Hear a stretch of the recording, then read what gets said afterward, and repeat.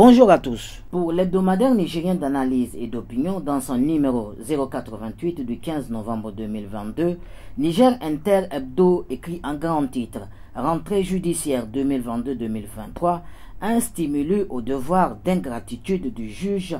Point d'interrogation. Niger Inter Hebdo écrit plus loin, le jeudi 10 novembre 2022 s'est déroulée la cérémonie solennelle de la rentrée judiciaire 2022-2023 et la rencontre annuelle des magistrats au centre de conférence Mahatma Gandhi de Niamey. Placé sous le thème « Le rôle de la justice dans la construction de l'état de droit ». Cette réunion présidée par le magistrat suprême, le président de la République, Mohamed Bazoum, a eu lieu également en présence du Premier ministre, chef du gouvernement, son Excellence Oumoudou Mahamadou, des présidents des institutions de la République, des présidents des hautes juridictions, des membres du gouvernement, des députés nationaux, des représentants du corps diplomatique et des organisations internationales accréditées au Niger. Dans son message, le chef d'État a mis en avant les efforts de son gouvernement pour une justice de qualité plus efficace, plus équitable et accessible aux citoyens, tout en interpellant les magistrats à jouer leur partition pour l'édification d'un état de droit, gage de développement socio-économique du pays. Le juge n'est pas au service du pouvoir qu'il a nommé. Il est au service de la justice. Ces propos du président Bazoum Mohamed à l'endroit des magistrats à l'occasion de la rentrée judiciaire rappellent bien la notion du devoir d'ingratitude telle que formulée par Robert en réponse à François Mitterrand le 4 mars 1986. Et rapporte « Monsieur François Mitterrand, mon ami, merci de me nommer président du Conseil constitutionnel, mais sachez que dès cet instant envers vous, j'ai un devoir d'ingratitude », a déclaré le juge. Nous ne le dirons jamais assez, la vitalité d'une démocratie se mesure à travers la qualité des institutions que l'État s'est données. Une démocratie est forte, c'est-à-dire au service du citoyen, lorsque les institutions le sont effectivement. Nulle place pour la complaisance, pour les arrangements, pour les demi-mesures.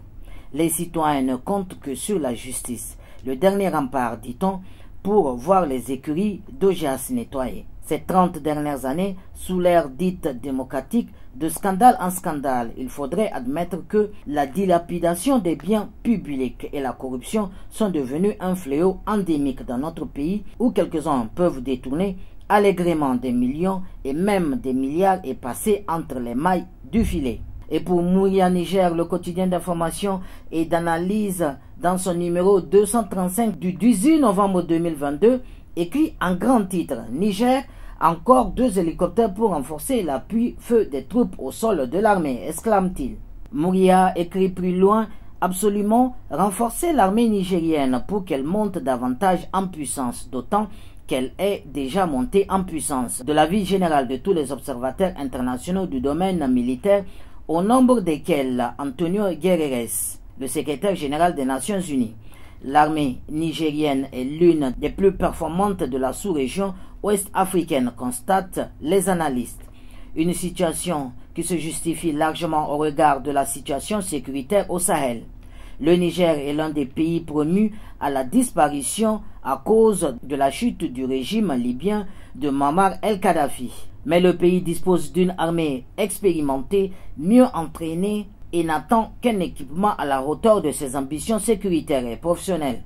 Les autorités politiques l'ont bien compris et le chef suprême des armées, le président Bazoum Mohamed, est prêt à aller partout dans le monde pour équiper son armée. Diversification de partenariats et de coopération militaire oblige aussi la France, l'un des premiers partenaires économique, financier et stratégique du Niger, est particulièrement attentive aux questions sécuritaires au Sahel et surtout à la résistance, à la résilience du pays au regard de la détérioration de la vie politique dans les autres pays similaires du Sahel. Il faut venir en aide, certes, à ceux qui souffrent déjà des affres de l'insécurité, mais surtout renforcer le Niger, l'une des armées les plus efficaces dans la lutte contre le terrorisme dans la région.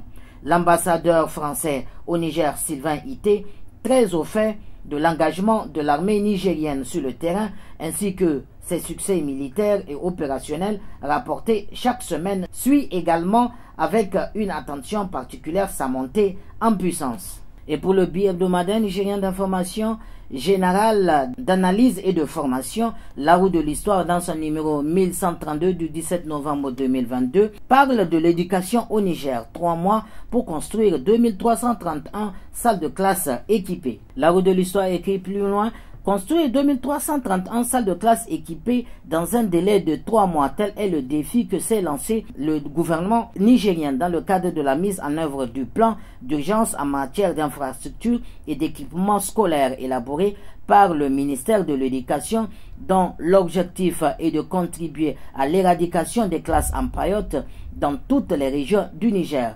Le président de la République, Bazoum Mohamed, y tient et suit de très près le dossier. Considéré comme une priorité des priorités du chef de l'État, il a fait la promesse de redresser le système éducatif nigérien, tant du point de vue qualitatif que quantitatif. Le renforcement et l'accroissement des capacités d'accueil et de remplacement des salles de classe paillotes par des classes en matériaux définitifs constitue dans ce chapitre une urgence pour l'amélioration de l'environnement d'apprentissage et la sécurité des élèves et des enseignants contre les incendies et les intempéries. Le programme est lancé et se poursuivra en 2023 et débouchera sur une résorption à moyen terme du sempiternel problème de la classe en paillotes. La Roue de l'Histoire écrit encore que le lancement officiel de la construction de ces classes au titre de l'année 2022 a été donné le 5 novembre dernier à Niamey par le ministre de l'Éducation nationale, le professeur Ibrahim Natatou. Ce vaste projet de construction de 2331 salles de classe, dont 2055 à modèle alternatif et 276 à modèle classe classique, concernera toutes les régions du Niger et entièrement financé par l'État du Niger. Les contrats de construction sont déjà signés et les travaux lancés pratiquement dans toutes les régions. La région d'Agadez bénéficiera au titre de l'année 2022 de 103 salles de classe, dont 90 en modèle alternatif et 12 en modèle classique, tandis que celle de Difa s'en tirera avec 99 salles de classe, dont 87 modèles alternatifs et 12 en modèle classique. Pour Dosso, c'est 255 classes, dont 225 classes à modèle alternatif et 30 classes à modèle classique. Et Maradi aura 372 salles de classe, dont 330 à modèle alternatif et 42 à modèle classique. Niamey, la capitale, aura 690 salles de classe, dont 600 à modèle alternatif et 90 à modèle classique, tandis que Tawa disposera de 276 salles de classe, dont 246 à modèle alternatif et 30 à modèle classique.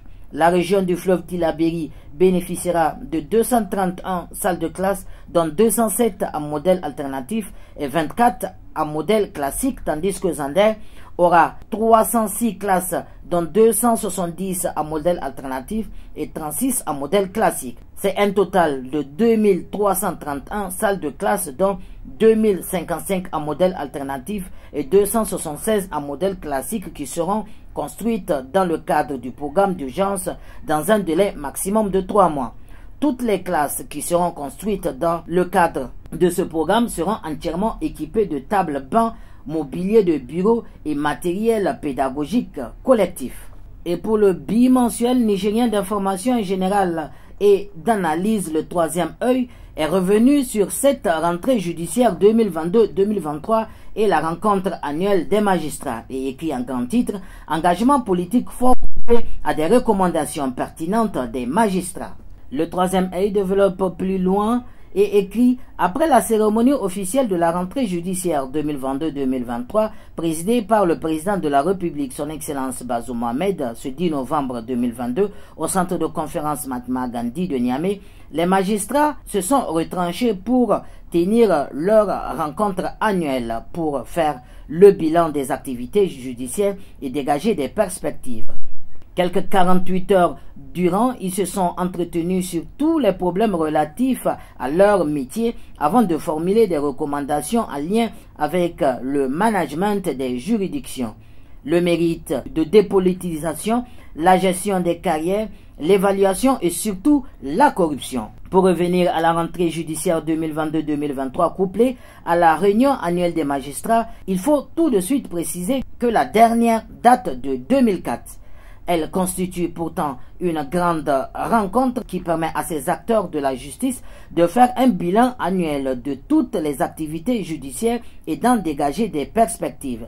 Cette année, la rentrée judiciaire a surtout permis aux premiers magistrats du pays de réaffirmer l'engagement du gouvernement à sanctionner fermement les comportements qui déshonorent la justice et contribuent à aggraver la rupture de confiance entre cette institution et les citoyens. Certes, le gouvernement a consenti d'énormes efforts, tant par le rapprochement de la justice aux citoyens à travers la création de plusieurs juridictions sur le territoire national, que par l'augmentation progressive du budget du ministère de la Justice, le recrutement des magistrats et greffiers pour améliorer leur ratio avec les citoyens. Malgré cet engagement politique, des cas avérés de dénonciations fondées et des critiques souvent excessives continuent à alimenter les débats publics.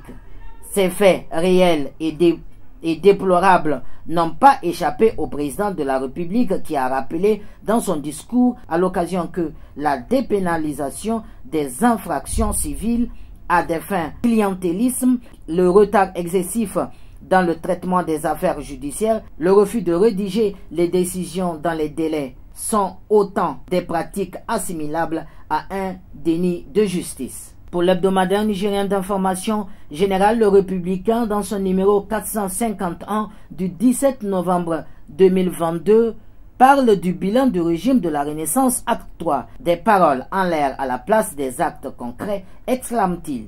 Le Républicain développe plus loin que cela fait 21 mois que Bazoum Mohamed a été investi dans ses fonctions de président de la République. C'était le 2 avril 2021, le président Bazoum a ensuite nommé un premier ministre à la personne de Oumoudou Mahamadou et ce dernier a formé une équipe gouvernementale puis a présenté devant le Parlement une déclaration de politique générale. Mais de ces instants de nos jours, les Nigériens attendent impatiemment du régime actuel d'actes concrets, d'actions visibles qui ne viennent jamais. Tout ce que l'on peut observer, c'est toujours une veine rhétorique chez le président Bazoum qui constitue à philosopher, à se comporter comme un candidat en promettant de faire ceci, cela, en fustigeant tel ou tel comportement, mais sans jamais se décider à agir concrètement pour faire rectifier les choses. L'on pouvait critiquer Issoufou Mamadou pendant son règne pour un tas de raisons justifiées, mais force était de lui reconnaître tout de même cette débauche d'énergie au tout début de son premier mandat pour construire des classes ou pour mettre en place l'initiative 3N ou encore le PDS avant de se perdre par la suite dans des débats de politique politicienne. Mais rien de tout cela aujourd'hui dans la présence de Bazoum qui se caractérise par une profonde léthargie et un immobilisme structurel.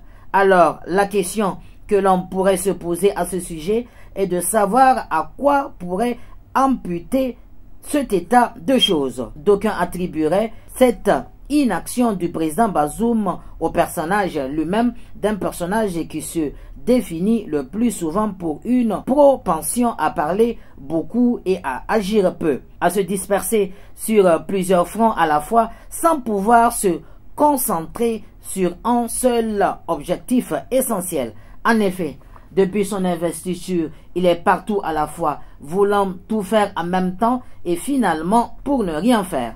Il manque un fil conducteur dans ce quinquennat qui permettrait au président Bazoum de pouvoir se fixer un certain nombre d'objectifs prioritaires et de se donner les moyens appropriés pour les atteindre. L'on a l'impression que toute l'action présidentielle actuelle est de fruit d'une impréparation, d'une improvisation inconcevable à tel niveau de responsabilité. En réalité, on soupçonnerait chez le président Bazoum une certaine incapacité à étudier en profondeur des grands dossiers pour en décider la quintessence. Peut-être qu'il n'en s'en donne pas souvent la peine, préférant agir parfois de façon épidermique, d'où certains excès observé dans le langage du personnage des lourdes devenues la marque du fabrique d'un homme d'État au tempérament souvent explosif qui adore transgresser bien des fois des règles de la diplomatie ordinaire. Et pour l'enquêteur, le quotidien nigérien d'information, dans son numéro 2876 du 18 novembre 2022, écrit en grand titre « Sommet de l'Union africaine sur l'industrialisation et la diversification économique en Afrique », l'élève Bazoum veut dépasser son maître Issoufou. L'amère potion de l'addition. L'enquêteur développe plus loin que le chef de l'État met les petits plats dans les grands pour accueillir ses homologues africains dans le cadre du sommet de l'Union africaine sur l'industrialisation et la diversification économique en Afrique. Comme Issoufou Mamadou en 2019, Bazoum Mohamed a-t-il aussi cramé les caisses publiques pour la tenue de cet événement, s'interroge l'enquêteur, et écrit encore plus loin que du 20 au 25 novembre 2022, Niamey va abriter le sommet de l'Union africaine sur l'industrialisation et la diversification économique en Afrique, couplé à la session extraordinaire sur la zone du libre-échange continentale africaine ZLECAf. Compte tenu de l'importance de l'industrialisation et la transformation économique en Afrique, le 20 novembre de chaque année est célébré comme la journée de l'industrialisation de l'Afrique qui a été adoptée par la conférence des chefs d'État et de gouvernement de l'Organisation de l'Unité africaine en juillet 1989 à Addis Abeba en Éthiopie. Lit-on sur le site officiel de l'Union africaine. Voilà pour l'historique de ces faits. C'est un grand challenge organisationnel que doit relever le président de la République. C'est le tout premier événement d'envergure continentale que s'apprête à accueillir Bazoum Mohamed depuis sa prise de fonction. Je peux vous assurer que l'autorité nigérienne, de leur ensemble, mais aussi l'ANEC, sont fortement engagés dans l'organisation de ce sommet afin que ça soit une réussite totale, a laissé entendre le patron de l'Agence nationale de l'économie de conférence ANEC, Mohamed Sadili Mokhtar. Il est clair que le chef de l'État met les petits plats dans les grands pour accueillir ses homologues africains. L'enquêteur écrit également que d'après Jeune Afrique, 23 chefs d'État ont mis Niamey à leur agenda. Parmi ces hôtes fébrilement attendus par Bazoum Mohamed figurent le président comorien Azali Assoumi, le président nigérien Mahamadou Buhari, le tchadien Mahamad Idriss Déby Itno, le bisso-guinéen Sissoko, le mauritanien Mohamed, le togolais Faure Gnassingbé, le rwandais Paul Kagame, le botswanais Massissi, le sénégalais Macky Sall, l'algérien Abdel Majid Tebboune, le centrafricain Faustin Archange et le libérien George Weah. En somme, de beau monde est attendu à Niamey, toujours selon Jeune Afrique. Des absents probables sont signalés, parmi lesquels Félix Tshisekedi de la République démocratique du Congo, Ali Bongo du Gabon, Zaolou de l'Angola, quant à l'Ivoirien Alassane Ouattara et l'Égyptien Abdel Fattah. Leur absence est déjà confirmée. Ce rendez-vous de Niamey est axé sur plusieurs thèmes dont entre autres la diversification économique, les partenaires publics-privés, le développement du secteur du tourisme ou minier. Et enfin pour le courrier, l'hebdomadaire d'information générale et de réflexion, dans son numéro 735 du 17 novembre 2022 est revenu sur la Renaissance acte 3 et écrit en grand titre « La guerre des clans fait rage au PNDS ». Le courrier développe plus loin que la candidature de Mohamed Bazoum à la magistrature suprême du Niger avait déchiré son parti et cette situation incongrue avait imposé l'arbitrage calculé d'Issoufou qui a fini usant de sa position du président partisan de la République pour l'imposer. Les plus grandes grognes, contrairement à ce que l'on peut entendre ici et là, venaient pourtant du fief du PNDS Tareya, notamment de la région de Tawa qui reprochait alors au candidat imposé de ne pas avoir de fief pour porter la légitimité que requiert une telle aventure. Cela croit que leur champion Issoufou Mamadou en l'occurrence était incomparable et ne voulait d'aucun autre si ce n'est que celui-ci. Depuis, l'on savait les clivages et les antagonismes qui traversent leur parti malgré un semblant de cohésion que l'on donne pour tromper sur les malaises qui les traversent du fait de ces fractures désormais réelles tant à l'intérieur du pouvoir que du parti. Pour parler de cette situation qui n'est pas nouvelle car tous les partis politiques qui ont géré le pouvoir en ont survécu ou en ont déstructuré. Le problème de clivage dans le parti pour le bien d'observateurs avisés est réel, peut-être plus grave que l'on ne le croit. À l'intérieur du parti et du pouvoir, des clans rivaux se battent se livrant une guerre fratricide qu'un de camps ne veut pour rien nos mondes perdre. Ainsi, le pouvoir exercé dans le cadre de la Renaissance Acte 3 était devenu un enjeu, pas de même pour Bazoum Mohamed, mais pour ceux qui se servaient de lui pouvaient croire qu'il devait continuer à garder et à manipuler un pouvoir qu'il perdait et qui est désormais fût-il de leur volonté. Le bien d'un autre et notamment Bazoum Mohamed aujourd'hui légalement investi président pour 5 ans, pourquoi donc certains de son camp semblent en souffrir, ne pouvant plus s'accommoder de lui, sa volonté de gouverner comme président de tous les Nigériens, transcendant les partis politiques pour s'élever à la hauteur et à la responsabilité qui est la sienne aujourd'hui dérange des milieux rivaux du pouvoir. Voilà, messieurs, dames, c'est l'essentiel de la revue de la presse de cette semaine sur la télévision Tambra. Très bonne lecture à tous et à la semaine prochaine.